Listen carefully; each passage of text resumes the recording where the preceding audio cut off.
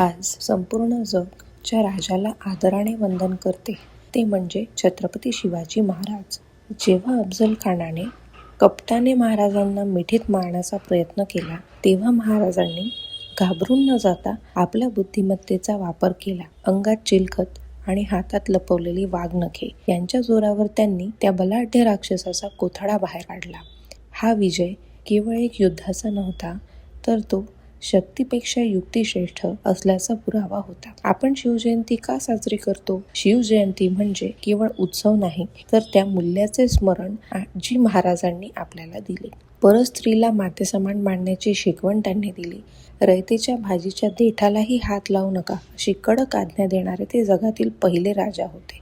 त्यांनी शून्यातून स्वराज्य निर्माण केले आणि भारताच्या स्वतःच्या नौदलाची पायाभरणी केली.